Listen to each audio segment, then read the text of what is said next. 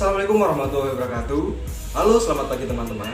Di sini saya akan menjelaskan penerapan media interaktif dengan menggunakan permainan tradisional, yaitu monopoli deskripsi. Nah, pada permainan ini sangat cocok sekali untuk saya gunakan dalam teks deskripsi karena dilengkapi dengan gambar-gambar sehingga dalam penjelasannya nantinya akan mudah dipahami. Oke?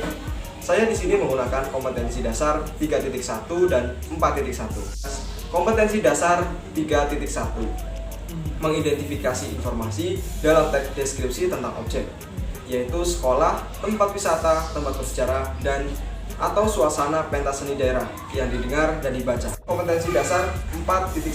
Nah, di sini menjelaskan isi teks deskripsi objek, yaitu tempat wisata, tempat bersejarah, pentas seni daerah, kain tradisional, dan lain-lain yang didengar dan dibaca secara lisan, tulis, maupun secara visual.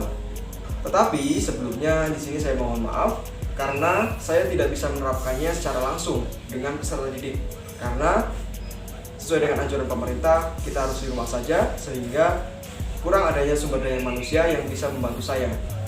Sehingga saya berusaha semaksimal mungkin untuk menjelaskannya di dalam video ini. Jadi simak baik-baik ya teman-teman karena di sini butuh pemahaman yang lebih untuk memahami permainan tradisional ini. Oke?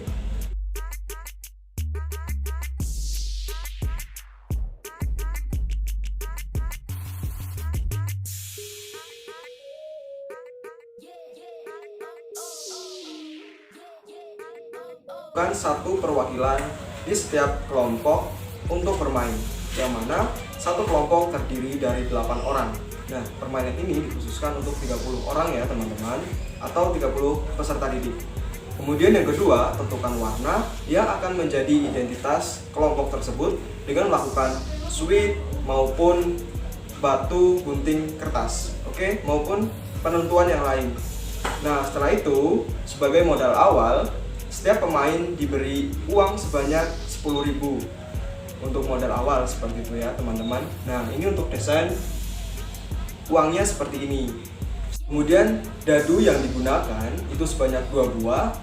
Pemain berjalan sesuai jumlah angka dadu yang muncul. Bila kedua dadu menunjukkan angka yang sama, maka pemain dapat berjalan dengan melempar dadu lagi. Nah teman-teman, jadi singkatannya seperti ini. Ketika nanti sudah memutari 1 kali putaran, maka dari itu semua kotak bisa berlaku kecuali jika ingin membeli tempat atau bangunan, baru teman-teman harus melewati 2 putaran terlebih dahulu sehingga nanti bisa membeli bangunan maupun tempat yang akan dibeli seperti itu.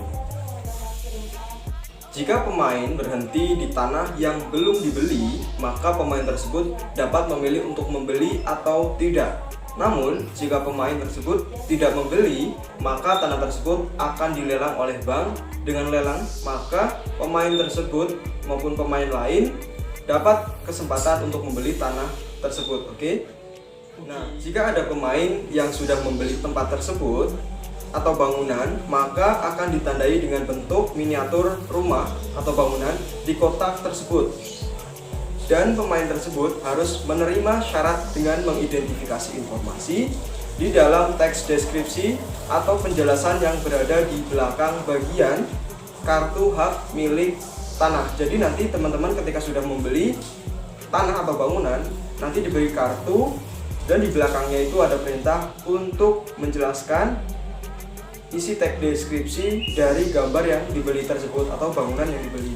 Ketika ada pemain yang berhenti di tempat atau bangunan yang sudah dibeli oleh pemain lain, maka pemain tersebut mendapatkan hukuman untuk mendeskripsikan gambar yang ada di kotak tersebut di depan teman-teman kelasnya ya, dan membayar denda sesuai dengan ketentuan hak milik bangunan sewa. Setiap kali melewati kotak start, maka akan mendapatkan uang sebanyak 200. Jadi teman-teman ketika sudah melewati kotak start 1 putaran, nah nanti pasti mendapatkan 200 perak ya. Tetapi ada syarat-syarat tertentu, mereka-mereka atau pemain itu tidak mendapatkan uang ya. Ketika berhenti di kotak parkir bebas, maka pemain akan bebas untuk berhenti di kotak manapun. Semisal ingin di gedung, ingin di Candi Borobudur, ingin di kesempatan dana umum, itu terserah dari pemain tersebut, karena pemain tersebut sudah berada di kotak bebas, parkir bebas, sehingga bebas pergi kemanapun yang dia suka. Nah, ketika sudah di parkir bebas kemudian melewati start, itu juga akan mendapatkan uang sebanyak 200 perak. Kemudian pemain diharuskan masuk penjara jika berhenti di kotak masuk penjara, kemudian mendapatkan perintah untuk masuk penjara dari kartu kesempatan maupun kartu dana umum. Nah, pemain berhenti di kotak penjara, maka pemain tersebut harus membuat deskripsi tentang suatu objek dan menjelaskan di depan teman-teman kelas ya teman-teman. Misal mengenai Monas. Nah, jadi pemain tersebut harus menjelaskan dan mendiskusikannya bersama kelompoknya. Kemudian bebas penjara. Teman-teman ketika akan bebas dari penjara itu karena menggunakan kartu bebas penjara yang didapatkan dari kartu kesempatan ataupun kartu dana umum. Kemudian bayar denda sebanyak 5.000. Nah, ketika teman-teman membayar denda 5.000, otomatis teman-teman bisa keluar dari penjara. Kemudian melempar dadu sampai keduanya menunjukkan angka yang sama, yaitu angka 6. Nah, teman-teman bebas untuk keluar dari penjara. Baik teman-teman, mungkin itu pembelajaran monokipsi atau monopoli deskripsi yang bisa saya sampaikan. Mohon maaf apabila banyak kekurangan ya teman-teman. Saya akhiri, wabillahi taufiq wal hidayah. Wassalamualaikum warahmatullahi wabarakatuh.